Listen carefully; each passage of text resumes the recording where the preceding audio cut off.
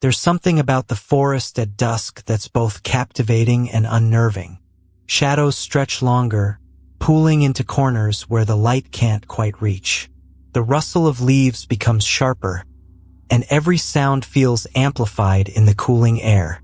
It was during this time, half-light fading into full dark, that our camping trip took a turn I still can't explain.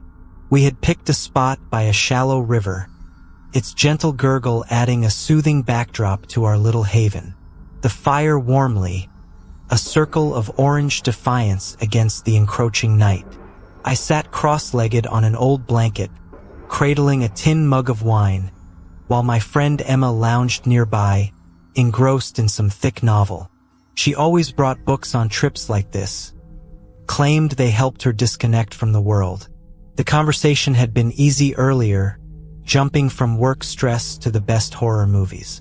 But now we'd fallen into companionable silence, broken only by the occasional crack of the fire and the soft swish of the river. Overhead, the first stars began to prick through the thinning twilight. "Did you hear that?"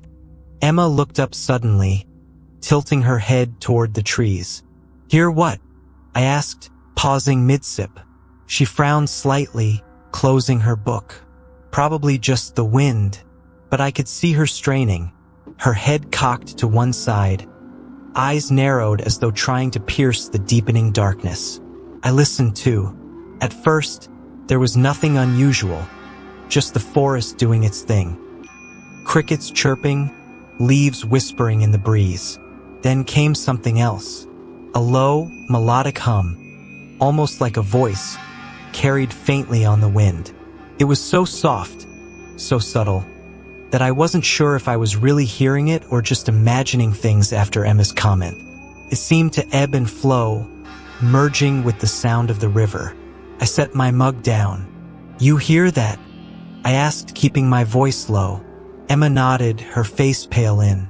It wasn't a song in the traditional sense, but there was a rhythmic quality to it, a cadence that felt intentional. The hairs on the back of my neck prickled. "Maybe someone else is camping nearby," I offered, though the words felt hollow even as I said them. We hadn't passed anyone else on the trail. This stretch of the forest was supposed to be nearly deserted.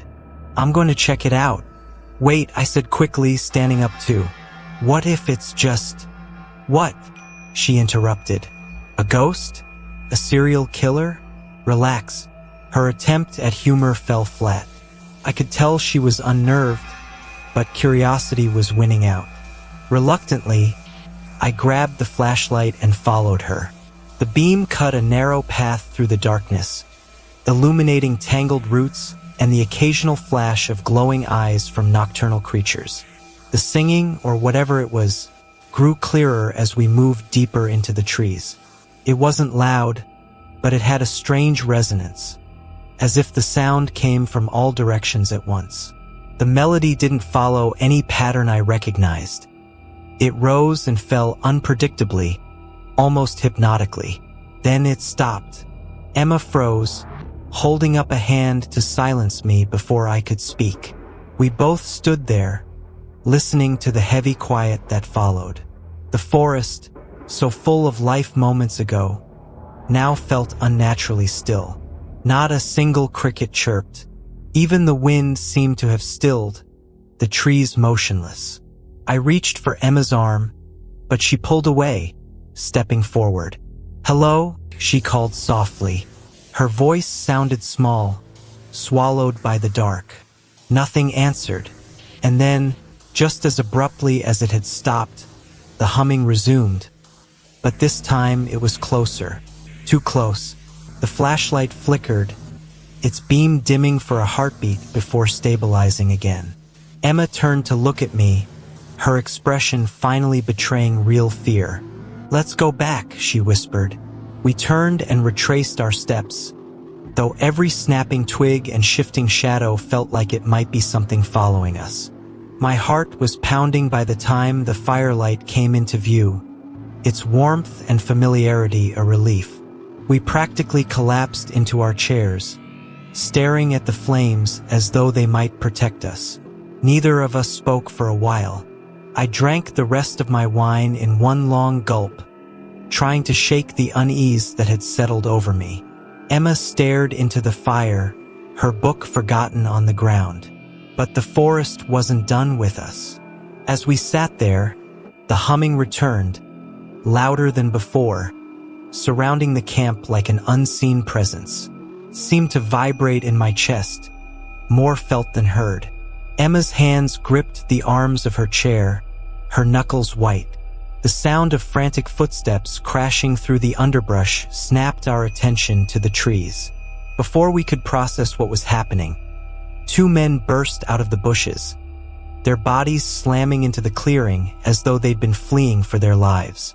They were panting hard, their breath coming in sharp, ragged gasps, and their faces shone with sweat despite the cool night air. Their clothes were disheveled and streaked with dirt, one man's shirt torn at the sleeve as if caught on something during their flight. But it was their eyes that froze me in place, wide, bloodshot, and full of unbridled fear. They darted from the shadows around us to the fire, then to Emma and me, as though assessing if we were a threat or perhaps just as trapped as they were. One of them stumbled forward, clutching his side, while the other raised a trembling hand, pointing back toward the trees they had just emerged from. "You need to leave," he gasped, his voice raw and desperate. "All of you. We have to get out of here now." I glanced at Emma, whose face mirrored the alarm I felt building in my chest. She opened her mouth to speak, but no words came out. The second man, younger and slightly taller, took a few unsteady steps toward us, his knees nearly buckling beneath him.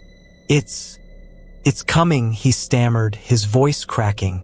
"We've been running for miles, but it doesn't stop. It doesn't stop." His words spilled out in a jumble, but the sheer terror in his tone made every syllable land like a blow. "No time. Just pack up and go. Now!" It was as if he expected something to burst out of the darkness at any second. Emma finally found her voice. "What are you talking about? What happened?" "It saw us," the younger man said, barely above a whisper, his face pale. His hands clenched into fists, and he looked down, as if searching for the right words. "It's in the woods. It doesn't matter how far you go. It sees you." The fire cracked loudly, making all of us jump.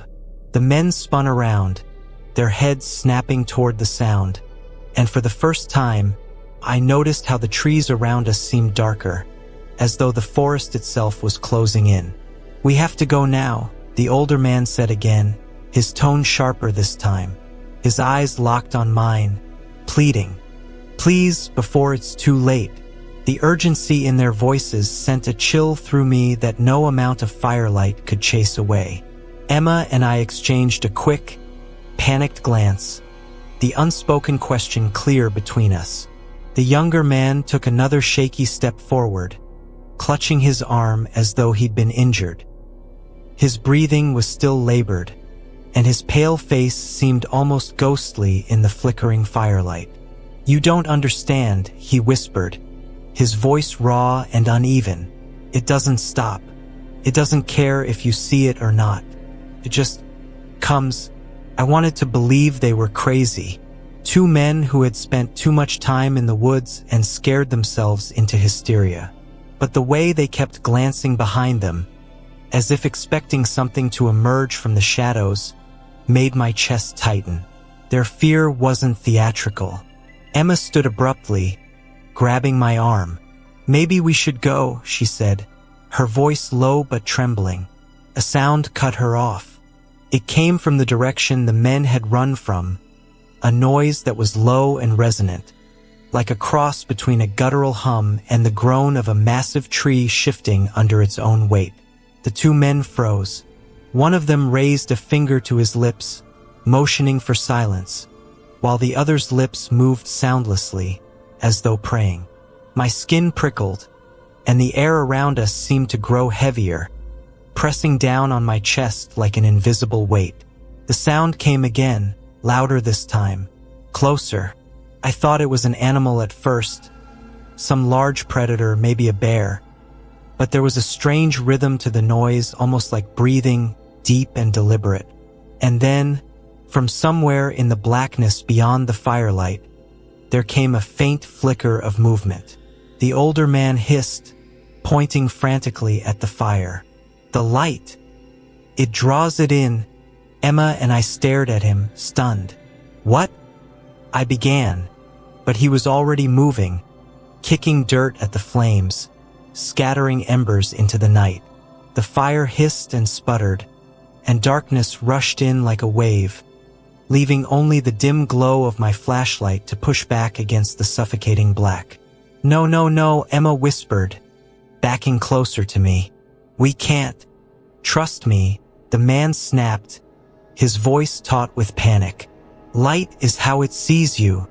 The younger man crouched low, pulling at the sleeve of my jacket. "Don't move. Don't make a sound." The four of us dropped to the ground, crouched in the damp earth. The darkness felt alive now, the trees and shadows pressing closer with every passing second. The forest, once a sanctuary, had become a suffocating labyrinth of unseen menace. Then I saw it. At first, I thought my eyes were playing tricks on me.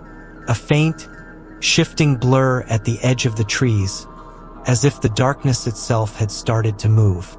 But as it drew closer, it began to take shape. A tall, impossibly thin figure that seemed to glide between the trunks. Its limbs were elongated, too long for its body, and they moved with a fluid, unnatural grace.